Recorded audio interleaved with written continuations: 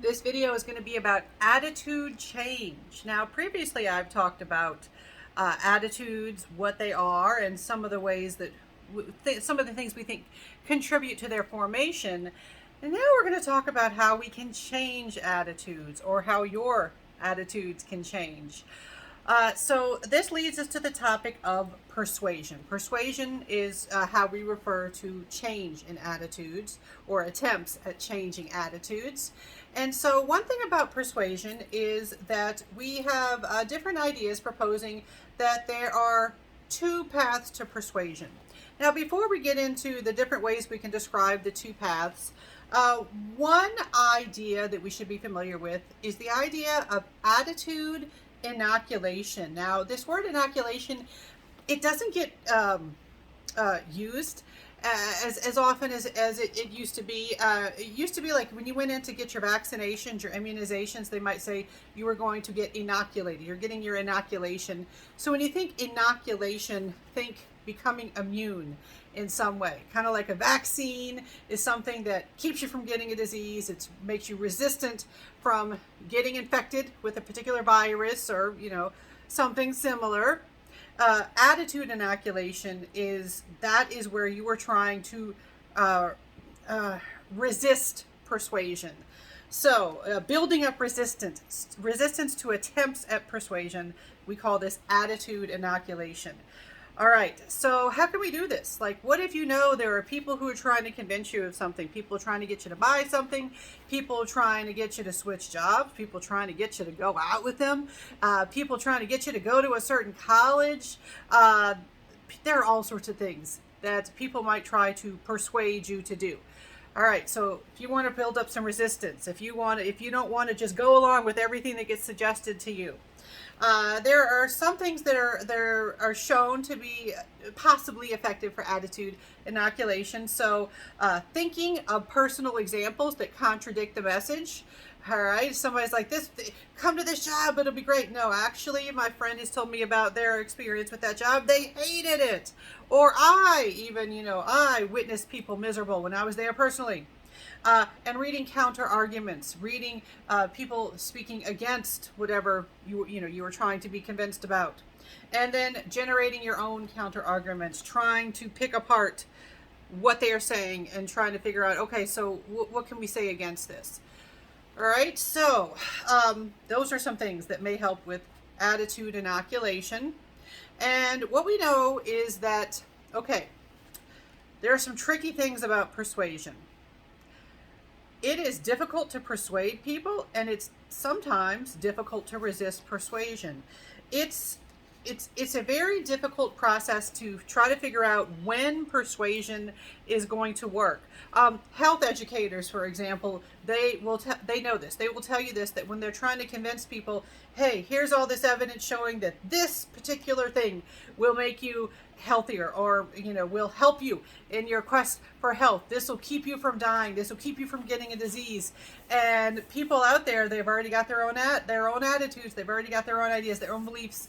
And they'll be like, I don't believe that. And people are like, but we're doctors, we're experts, we have all this evidence. And sometimes people are like, I don't care. And so people are resistant to attitude change. Attitude change is not easy.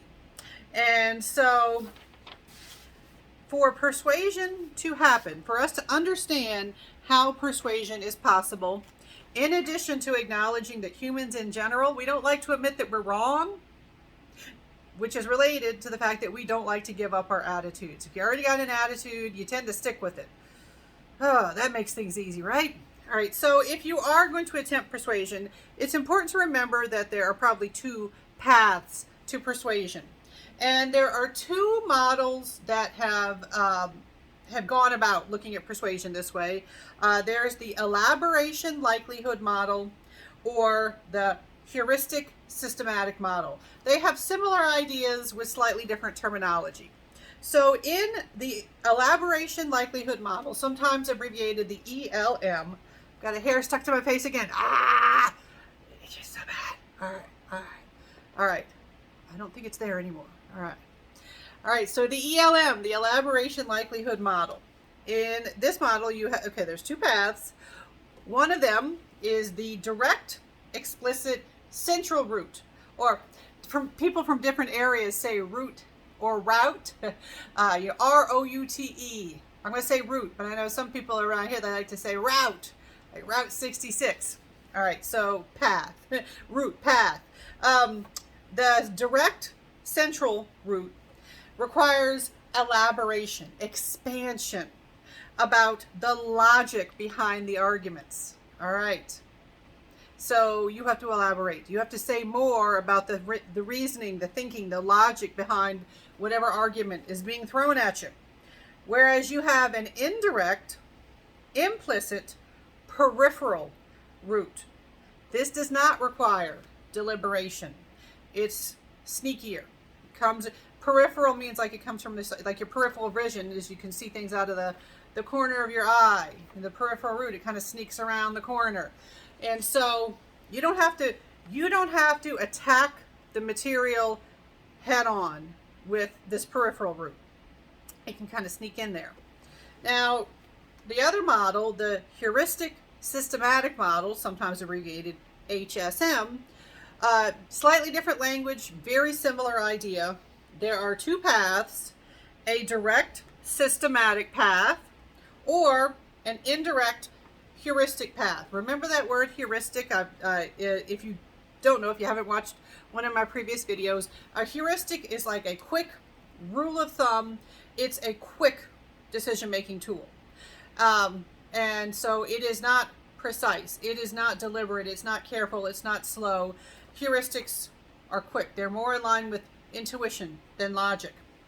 And so people with high motivation and ability to think logically, people who are willing to do some thinking, they are persuaded by direct logical arguments.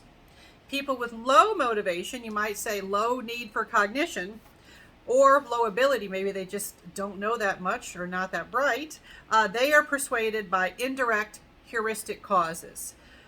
All right, so you have a central path. In general, you have a central path and a peripheral path. The central path requires the audience to pay attention, to use their thinking, to use their cognitive resources, to put some effort into it. They have to understand arguments.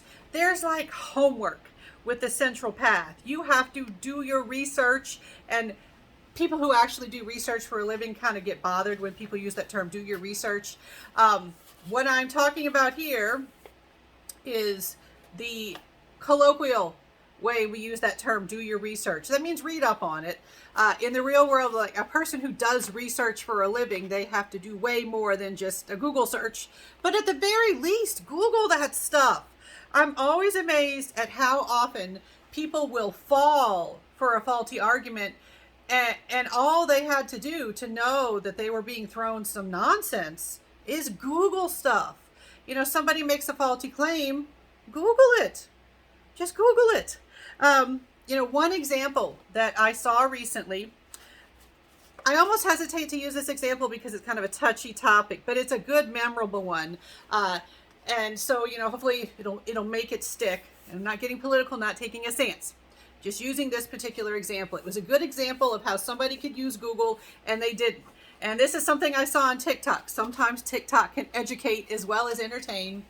And so in the video, somebody was talking to someone who was claiming that last year or in some time frame, more people were killed with hammers than with firearms. And they might have specified a particular type of firearm, but they said more people were killed with hammers than with firearms. And the person who was with the microphone was interviewing them. They said, really? He says, yeah, you can Google it. He says, okay. He takes out his phone. People so often don't do this.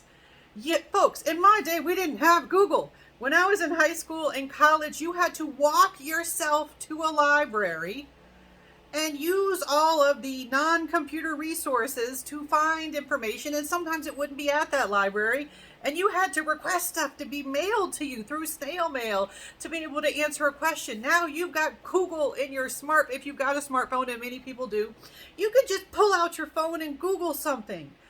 That amazes me that people have that resource and often don't use it. So you can just Google something. And so this guy did it. He says, okay, and he checked And you could tell the guy's like, oh, I wasn't expecting that. People usually just trust me when I say that something's true. And he Googled it, and he easily, very quickly found statistics to show that that was false. That even if you just focused on specific firearms and not firearms as a group, hammers were below. And so it was one of those situations where people just trusted. They didn't do their research. They didn't check. They didn't do fact checking. All right. So the central path requires fact checking, and people often don't do this because it's easy to just believe what people are telling you, to say, huh, that's interesting. I didn't know that. If you're going to use the central path, if you're going to use your logic to use terminology from the dual processing model, you need to do some fact checking. You see something on social media, all right, like people who use Facebook, somebody posts some nonsense on Facebook, you're like, huh, I wonder if that's true. Google it. All right, and I fall into the trap too.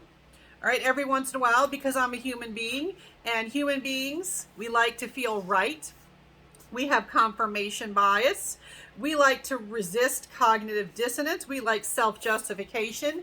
When we see information that agrees with our preconceived notions, we're like, yes, that is so fascinating. I'm going to share it with my friends so they will know this too. And I've had a couple of instances a few years back, before I was more mindful about how social media draws you in and kind of makes you forget that you can fact check things. There were a couple of instances where I shared something and somebody's like, you know, that's false. I'm like, oh, is it? And then I went and looked it up. I'm like, oh crap, I should have looked it up. That is false. And then a lot of people don't take this step, but I took the step of saying, hey folks, I shared something that was false. That actually was not true. Please forgive me for sharing that with you. Hopefully you were more skeptical than me. All right, so that is the central path. Can you guess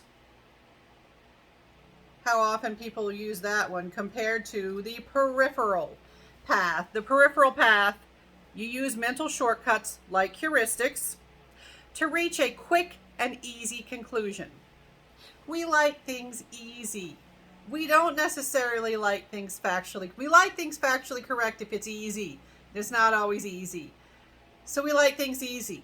It is easy. It is comforting to just trust that whatever information you have been given is true. If somebody is trying to sell you something, let's say they're saying, hey, you are in college and you need to raise your GPA. All right, I've got a program. If you pay me some money, I am going to get your GPA up. People who use my program, they can go from a D average to an A average. And you hear that, and if you got a D average, you're like, I'd love to have an A average. Man, I could get some better financial aid, better job prospects when I'm done. Oh, I want that. I want my GPA to go up that much. A lot of people, they would not take the time to look it up and say, let's look up this company. Let's just Google this company and see what's out there. They wouldn't ask around and say, hey, has anybody tried this company? Are there any stories of them scamming? Is it effective? What is the evidence that this product, this program, this system actually works? Other than the person telling you, hey, this thing can be awesome. You have any studies? You have any data, any statistics? A lot of people don't check for that. And if they do, or if the information is presented, remember, we have this tendency to cherry pick. We focus on the evidence that says what we want it to say. So if you want to believe that this program is going to get your GPA up, you know, you want to believe that that's right. And you see, they might have a case, a testimonial, a case example, where there's somebody just telling their story, like, hey, I was going to have to give up on college. I was going to be on academic suspension, but then I tried this program and then I started getting A's. And if you really want to get A's, you're like, well, yeah, I like that one. I like that evidence. So we don't seek out the evidence. We just take information on face value, particularly if it confirms what we already believe or if it says what we want to believe. If there's data available, we tend to cherry pick. So there's all sorts of irrational things that humans tend to do that means that we choose the path that doesn't lead us to the best information, that doesn't necessarily give us truth. We might feel like we're fine, but we are actually missing information when we use the peripheral path. All right. So I'm going to have more videos having to do with persuasion, but this is sort of your introduction to some core aspects of how we think about persuasion.